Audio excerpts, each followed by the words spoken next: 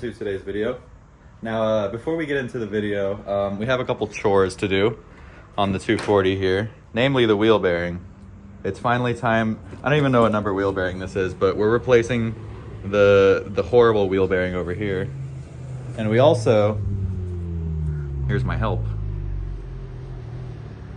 Mr. 2. We have to bleed my clutch.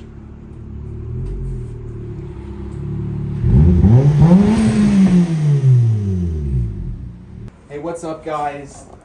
It's your boy. What's up, guys? Clutch bleeder here. So the clutch reservoir over here was cross-threaded by a previous owner. And yeah, who's the previous owner? I think his name is Kyle. And but it's fine, that's not coming off. Yeah, last time I had to get it off with a oil filter tool, and when I did that, I discovered that there was not a drop of clutch fluid in my clutch reservoir. So I feel like that's why my clutch has felt not good lately. So we're gonna yank this puppy off and we're gonna bleed the clutch, and hopefully that returns some pedal feel. Oh, I got it. Oh, for real? Yeah. I didn't even like tighten it that much last time. I don't know how it's so tight. I guess I did it when it was colder out or something, and that would make sense. Oh, yeah. But now it's full. That's what we want to see. Because you topped it off earlier, right? Yeah. I just topped it off before the last event, and my clutch is like disengaging right at the very top of the pedal, so I feel like that's why. Holy shit, your pedals are so high. It's ridiculous, isn't it? What And the fuck? I have banana derricks here. What? Another derrick has arrived. What the fuck? There's another derrick here. Oh, I think he's bringing me tires. What's up, twin? Our delivery. Okay, so luckily the previous owner that did cross-thread the reservoir was helpful enough to add a quick bleeder for the clutch, or whatever it's called, so we can bleed it without having to go into the car. The fluid it looks like black oil is coming out of here. It's so gross. Fluid's getting a little less black, it's more gray now. Good. Honestly, the black fluid alone could be making the clutch feel bad. Yeah, probably. Okay, the fluid has been flushed. We got no more bubbles out of it, and it's coming out clear. So the fluid was so black before, that had to have been contributing to the bad clutch feel. Well, let's feel how the pedal feels. Oh, nice. Yeah, the pedal feels mint now.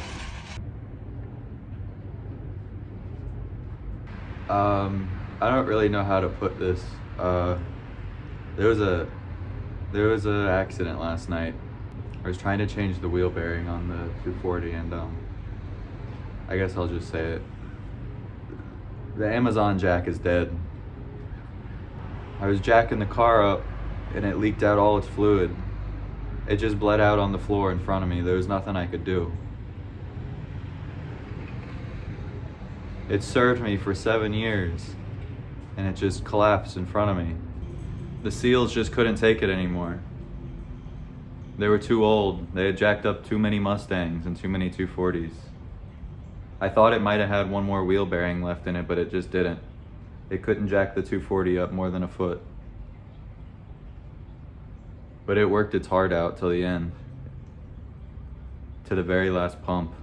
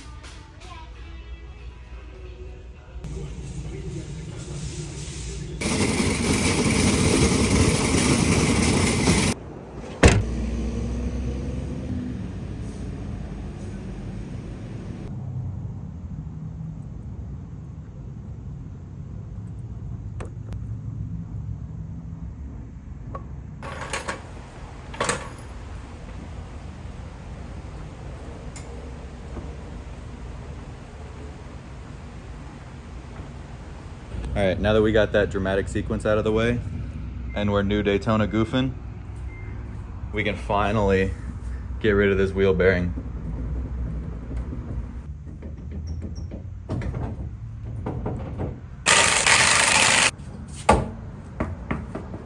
I had to turn the fan off so y'all can really hear this wheel bearing, but look at this.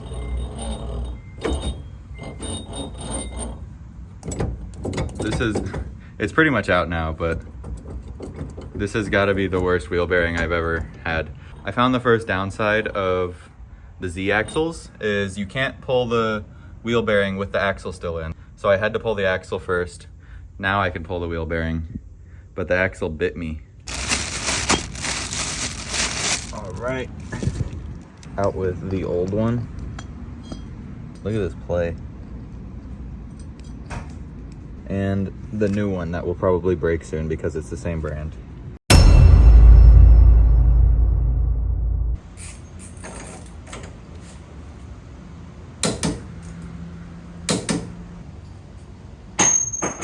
All right, we got the new wheel bearing on.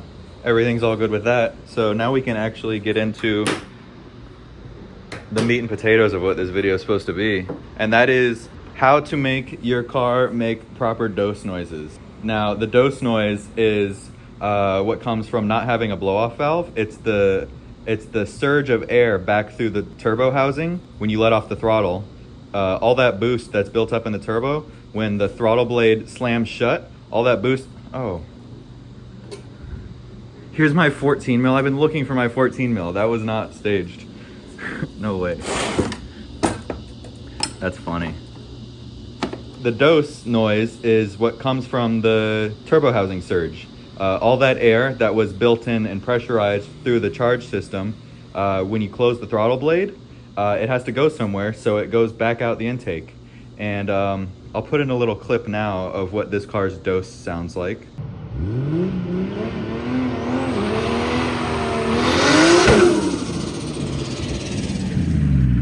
Now, in order to get that dose noise, I had to remove this blow-off valve. This car used to have a blow-off valve. It's a tile, but the first mod I did to this car when I got it was deleting it. I installed this little delete plate here, so it blocks off the blow-off valve hole in the charge pipe, so the air is forced to go back through the intake rather than going out the blow-off valve. But the dose on this car is pretty low-pitched, and I'm pretty sure that's all to do because of this intake. I think this is a 4-inch intake, and in such a large resonance area, the sound vibrations have a lot of room and they become a deep tone because of the size of the intake. So let's go ahead, pull this intake off, and let's see. Oh no, what the hell? What size is that?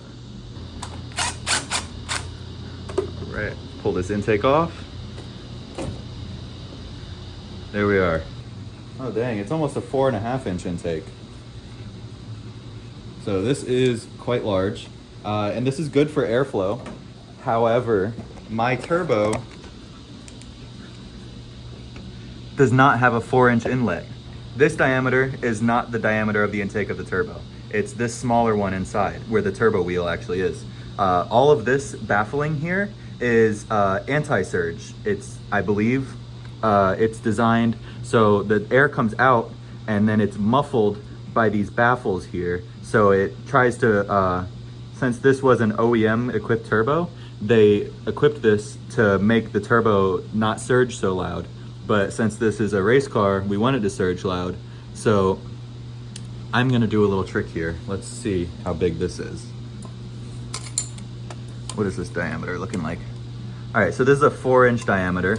I want to go down to let's try a 3-inch intake, because this is probably like a 2.5-inch diameter. I'm going to order an adapter from a 4-inch to a 3-inch, and we're going to install a 3-inch intake, which is going to be a higher pitch surge, and it's gonna give us more of that high pitch instead of the that this car makes. So let's head to Amazon and get those parts. It's been 2 days later and the Amazon package has come in. We have our new 3-inch 45-degree intake elbow. We got our 4-inch to 3-inch adapter coupler. And most important of all, we got our sweet new pod red filter. So I'm gonna go ahead and assemble this intake real quick, and then we can throw it on the car. Look at this. This thing is sweet. The red cone filter is gonna add probably like 15 horsepower alone. And you can see here the difference in the circumference of the pipes. Here's the new dose pipe and the old one. The main reason this new dose pipe is going to give us a more high-pitched blow-off flutter is because of the velocity of the air that's going to be going through it. It's going to be the same volume of air that's going to be surging out through the intake, but in this case, it's going to be confined into a much smaller space. So the same volume of air is going to be at a much higher velocity in this rather than this. And for those of you saying, because I can already tell you are, that this pipe is going to restrict horsepower, not really on a turbo car. This car's making 450 horsepower right now. And for the CFM of air that's required to make 450 horsepower, a 3-inch inlet is physically plenty of space for 450 horsepower of air to get through. 4 inches is a bit overkill. Now, yes, on an NA setup, this will probably rob a bit of horsepower because on an NA setup, we don't have a boost controller regulating a set PSI of boost that we're shooting for with the ECU.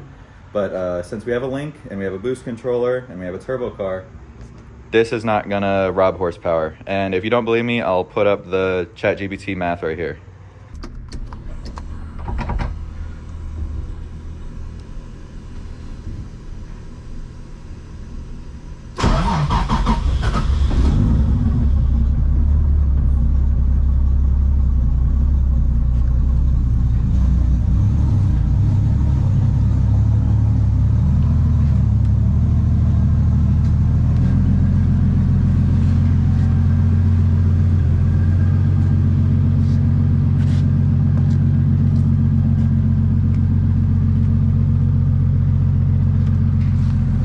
It's nice having this car with not a seized brake caliper. It's so much easier to push.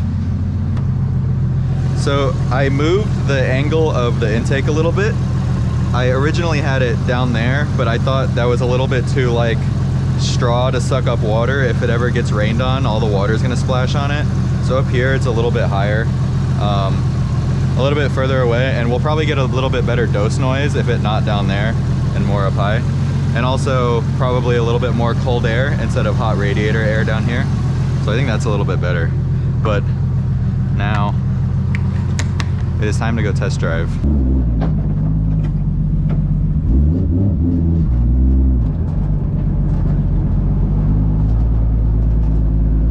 Aw, dang it, it's traffic hour. It was so hot earlier I couldn't come film without having AC in this thing, and now that it has cooled off, all the traffic is out here. Alright, let's do a little dose test here.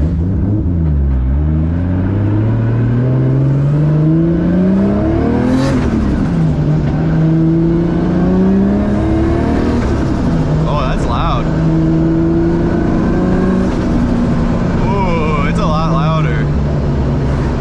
There's so much drivetrain noise in this car, I don't even know if you guys can hear it. The diff is so loud. The diff and the transmission are so loud in this car. It drives me crazy. I don't know why they are. I wonder if it's the fluid that I put in the diff, because I just put in some like AutoZone Valvoline in the Z diff. It's a 331 G35 diff, and it was an open diff that's been welded. So I don't know if that needs like special diff fluid, but I just put in it what I used to put in the 240 diff. My damn GoPro, Steve, keeps stopping recording.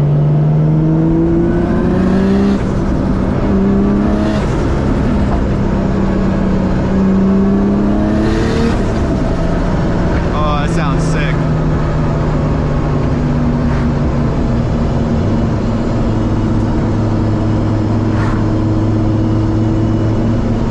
GoPro, y'all. This one's taking a poop on me. These cows. Massive cows. What a cool scene.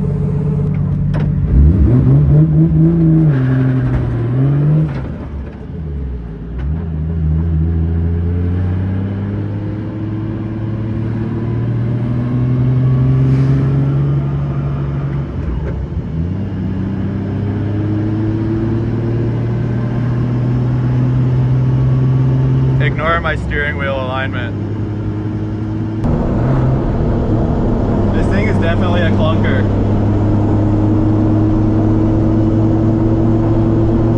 Major clunker alert.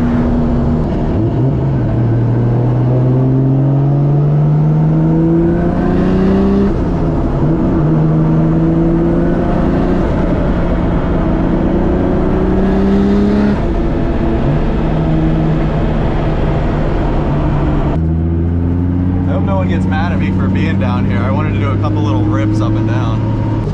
Hey, I was gonna film a video here. Y'all don't mind, do you? Alright, thanks, man. I'm thinking I'm gonna put the GoPro in the engine bay and see if I can get some good intake noises around here. Here comes a guy in a truck. I hope he doesn't get mad. See where I can put this GoPro. Away from the heat somewhere. Oh, he didn't care. That's surprising. I thought he was gonna come yell at me. Oh, that's pretty good right there, honestly.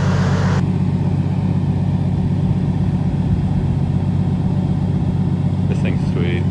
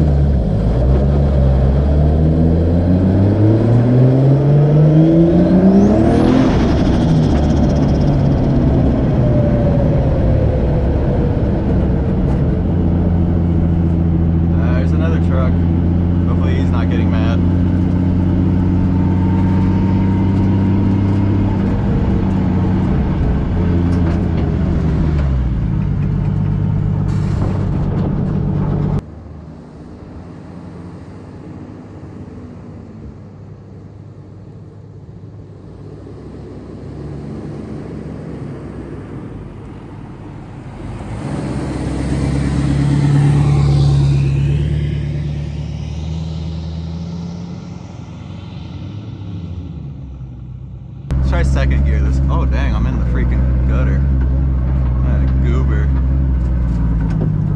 Let's try second gear this time.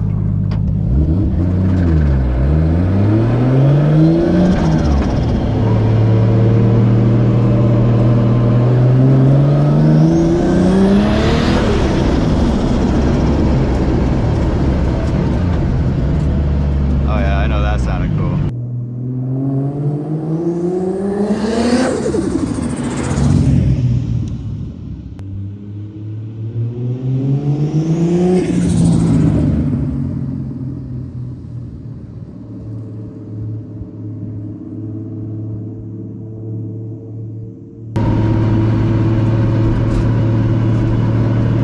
I would do like an e-brake turn, but I don't want to like mess up their pavement and be rude since they're being cool by not yelling at me right now.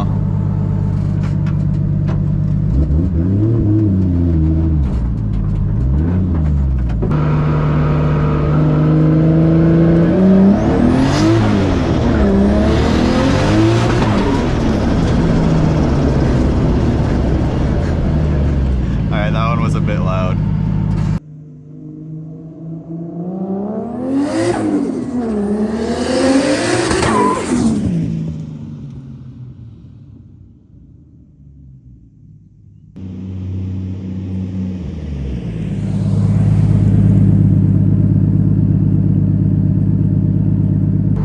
Guys, can one of y'all give me a new GoPro? This one freaking sucks. It's turned off like 10 times since I've been here.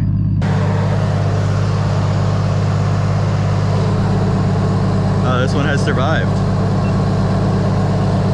It is awfully hot though. All right, we gotta get a thumbnail because this lighting is mint right now. This looks so cool. Right? That's what I'm saying. This one, Jay-Z, has the best sounding turbo in the world. I gotta think of clickbait. People always tell me I gotta clickbait my videos better, but I'm not good at that. What? Oh. When you see 240 owners online, you think it's all fun and games, but this is the reality that they don't tell you about. Your corner light will pop out from all the horsepower that they make and scratch your freshly painted bumper. So much torque, it twisted the corner light off the line. All right, thumbnail obtained. We're out of here.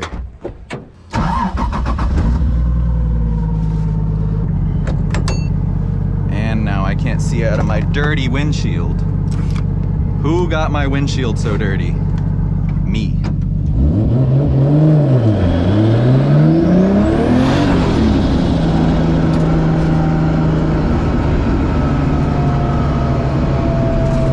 I honestly don't feel any horsepower difference, I don't think, from the 3-inch intake since we had the 4-inch on.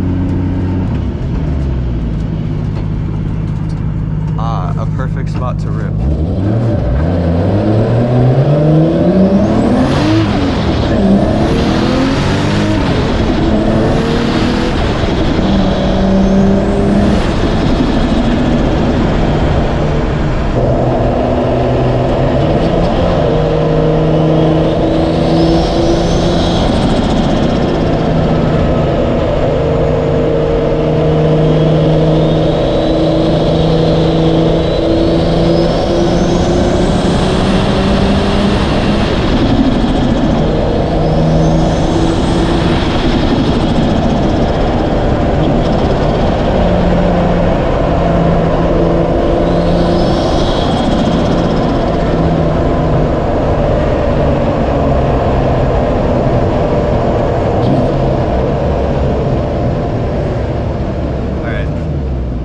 Get the GoPro before it is consumed by the road.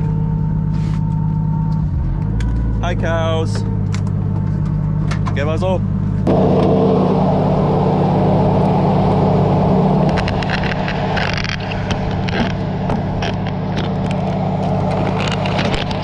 You survived. Good job. Ah, I'm gonna miss the light. Bye cows.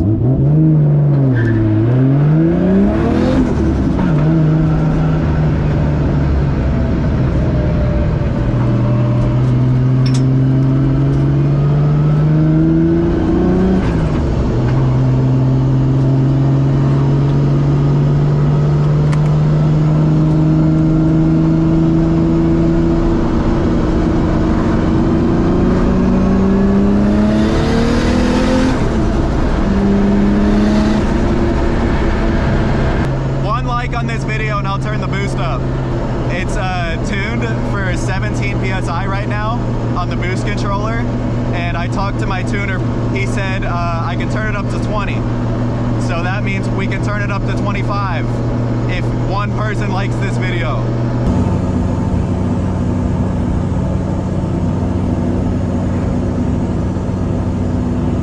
Nothing like watching the sunset with your 240.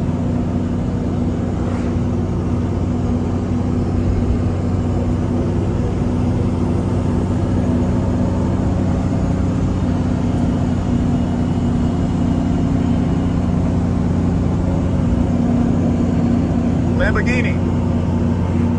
Alright guys, well I think that's gonna be it for this video. I hope you guys enjoyed it. I hope none of you are in the comments griping about horsepower loss with a smaller intake. I feel like I've trained you guys better than that. Thank you for watching to the end. I love all of you. Shout out to all of you.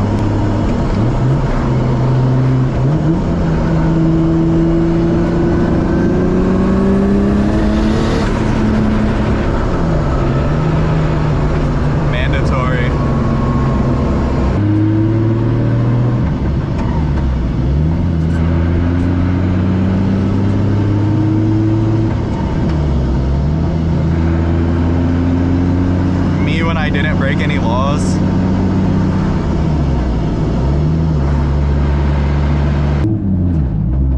from Texas. He doesn't know how we roll stop signs here in Florida.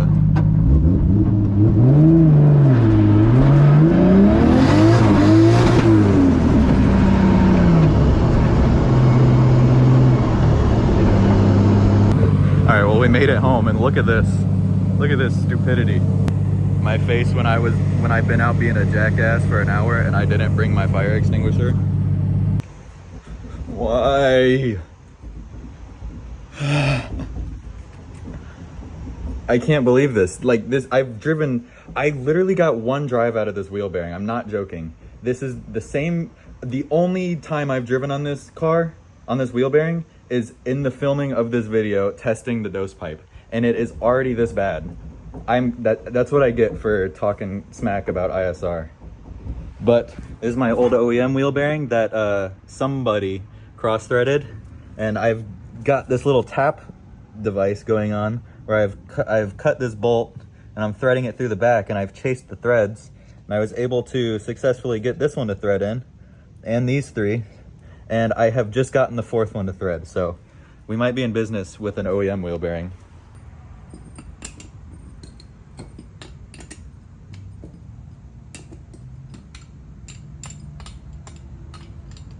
Moment of truth.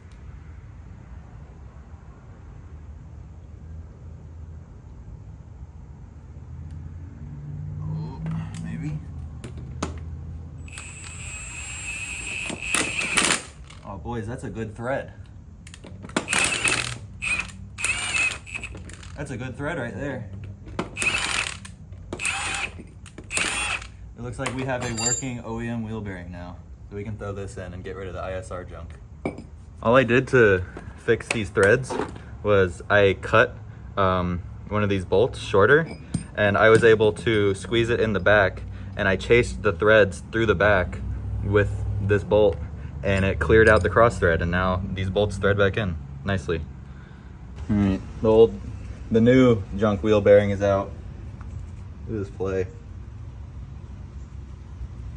All that play from one drive. But I think it happened because of this axle spacer here. I'm running a 5mm axle spacer because I have PTSD from before, and I thought a 5mm spacer would be good, but I think it was too much spacing, and it pressed there was too much thrush, whatever it's called, on the wheel bearing, and it pressed it out with the Z axle being as long as it is. So out with this, and we'll slap in the OEM wheel bearing.